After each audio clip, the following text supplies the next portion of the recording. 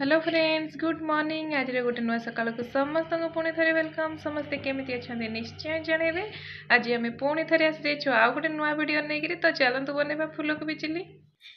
Hello सांग मैंने समस्ते केमी अच्छा आज गोटे फ्रेश आउ नुआ वीडियो समस्त वेलकम। तो आज आम बनवा ऑफकोर्स फूलकोबी चिली। तो चलते स्टार्ट करवा। तो सांग मैंने यहाँ बनवाई मुझे प्रथम सब गुड़ाक परिवा को काटिकी सफा कर रखी आ कौन कौन जिनस यूज करी से भी प्रथम फोटोटा छाड़ी निश्चय आपण मैंने देखी सारी थे। तो प्रथम आम तेल पकईकी तेलटा पूरा पूरी गरम हो गले आलूटा पकईकी छाणीदे। आलूटा को किंतु हाई फ्लेम रे छाणीबा नहले आलूटा सीझीजिव सीझीगले आम शेष में लुण आ लंका किसी जरबनी पकईला जदि आम जल्दी पकईदेवा आलूटा पूरा पूरी सीझिकी मिलीज। तो सांग मैंने मुझे हाई फ्लेम रे ताको भाजी देती देखो मोर ऑलमोस्ट सब गुड़ाक आलू हो गला। तो एथर मुझे बाहर करदे अलग गोटे जगह को। तो सांग मैंने जो पर्यटन मुझे काढ़ुची आपण मैंने कौटू देखुं मो वीडियो गुड़ा आपको भल लगुच ना मत निश्चय कमेंट करके जनइबे। तो सांग मैंने देखो मोर सबुतक आलू को मुझे बाहर करदेची एथरे जीरा टिके सोरिष टिके और तेजपत्र टिके पकईदेली कहीं तेजपत्र बास्नाटा बहुत ही बढ़िया आसे चिली रे। तो तेजपत्रटा टिके भल से भाजी हो गला आम से फूलकोबी गुड़ाक पकईदे फूलकोबी पकई सारा ऊपर अल्प टिके तेल पकईवा। तो कहीं आम आलूटा प्रथम जो छाणी देचे तेल कमी जाए बहुत ही कम तेल अच्छी चिली तो निश्चय ये तेल बननी। तो से टिके तेल पकईवा पकईकी ताको खाली टस करदे पितपातिया उल्टेले ना फूलकोबी जाक बिल्कुल भी हुए से दुई पटे कपड़ा धरिकी मुझे टस करदेली।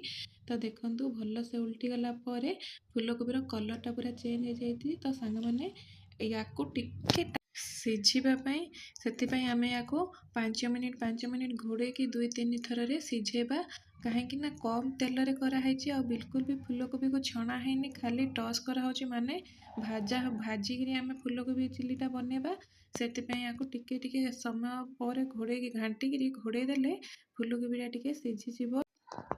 जेहेतु आम फूलकोबीटा को छाणुने सीझापी टिके टाइम लगे ताको आम 5 मिनिट को थोड़े घोड़े दबा और घाटी दबा घाटी घाटी ताको भल से फ्राए करदेले से पूरा पूरी भल से हो। तो सांग मैंने मो वीडियो जदि आपण मानक भल लगुच ताहले लाइक शेयर और सब्सक्राइब करने को जमारू भूलंतु नहीं निश्चय करंतु।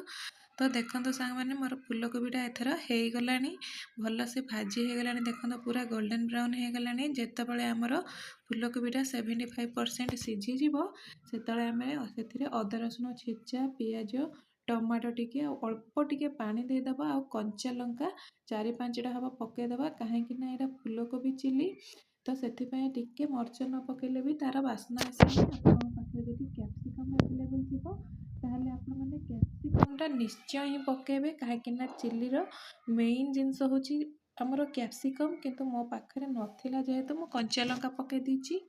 तो सांग मैंने आम लुणटा भी पकईदेबा और जेहेतु आम आलूटा को भी 75% ही कुक करथिले ए स्टेज रे आलूटा को भी पकईदेबा आ हलदी गुंड पकई देकरी भल से ताको मिक्स करदेबा। तो सांग मैंने यहाँ को बहुत भल से घाटिबे जेहेतु अदा रसुण पेस्ट आम छेचाटा एबे पकईचे जदि भल से घाटिबेनी अधा जिनस आमर अदा रसुणर स्मेलटा रहिबा आ अधा जिनस अदा रसुण स्मेल आसबनी से बहुत भल से घाटिदबा।